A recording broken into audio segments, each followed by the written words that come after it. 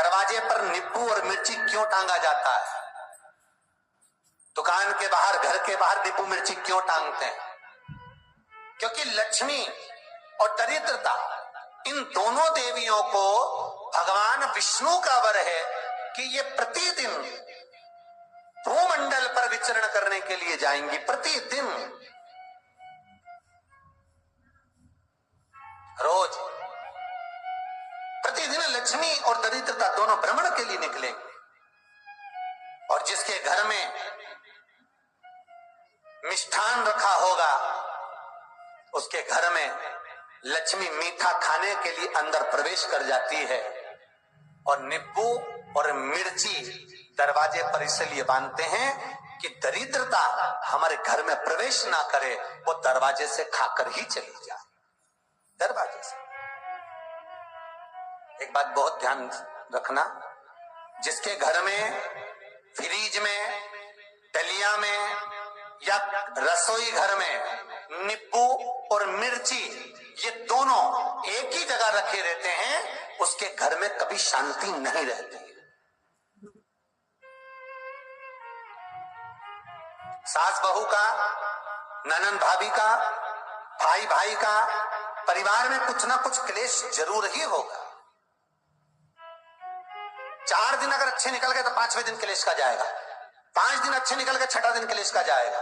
कुछ ना कुछ, एक जरा सी कटोरी पड़ी है उसके पीछे विवाद चालू हो जाएगा, जरा सा पानी ढुल गया उसके पीछे विवाद चालू हो जाएगा, बेडशीट बदल रहे थे उसके पीछे विवाद चालू हो जाएगा, पति कक्ष में आया विवाद चालू हो जाएगा, तुमने एक शब्द कहा, कोई लड़ाई की बात नहीं करी, फिर भी विवाद चालू हो जाएगा। समझ लेना कि घर के रसोई घर में या फ्रिज में नींबू और मिर्ची साथ रखा हुआ है तो वो क्लेश तो देगा ही।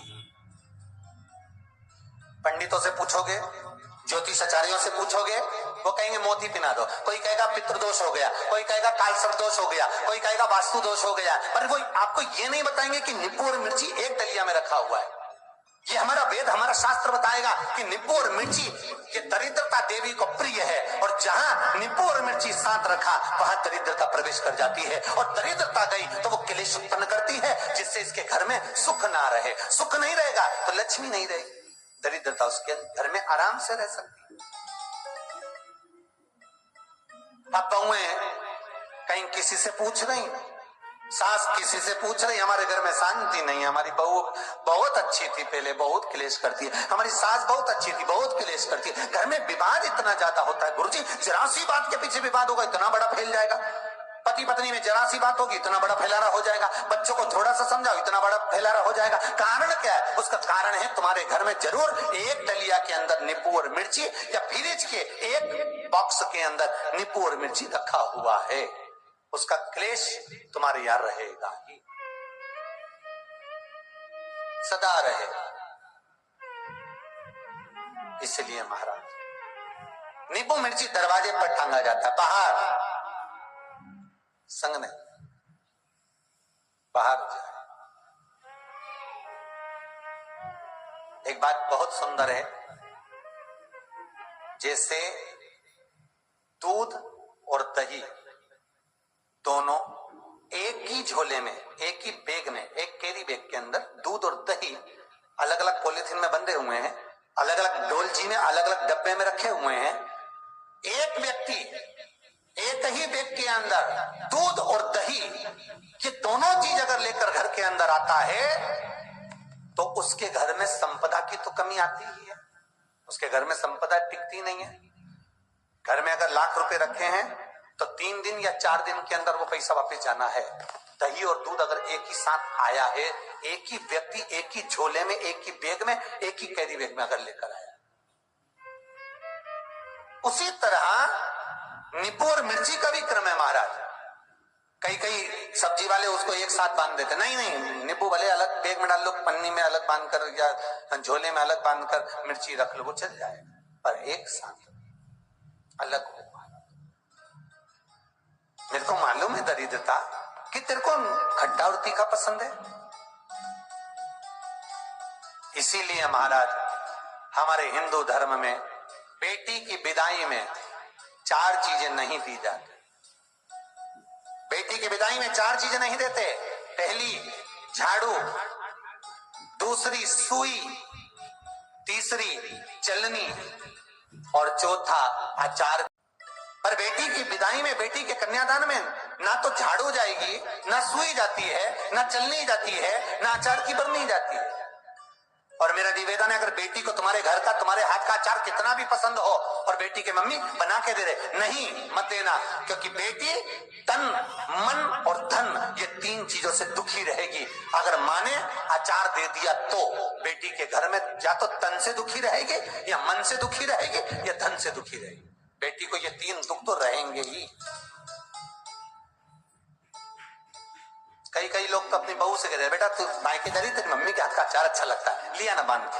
अब उनको कौन समझाए? तुमने तो कह दिया बांध के लिया ना, पर उसको समझो तो सही, क्यों नहीं लाना है?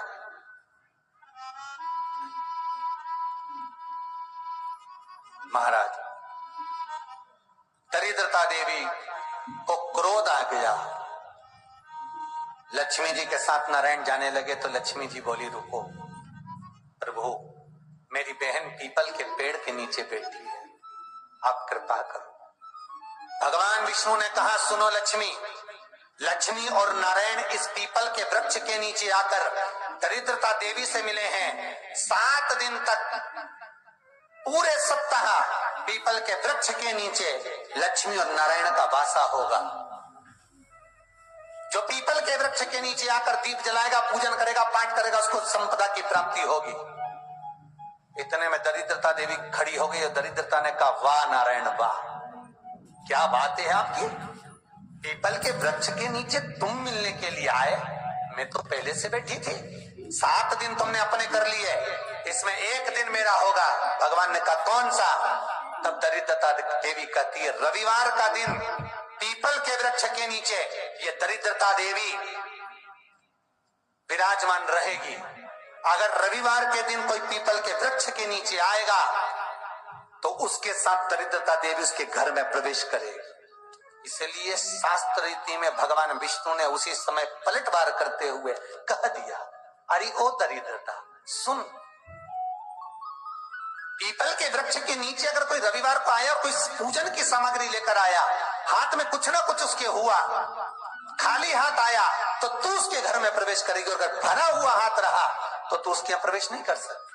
ठीक है प्रभु, वचन दे दिया भगवान ने। इतने में दरिद्रता देवी भगवान विष्णु से बोली, प्रभु, सारे देवताओं के पीछे अधर्म बैठा हुआ है,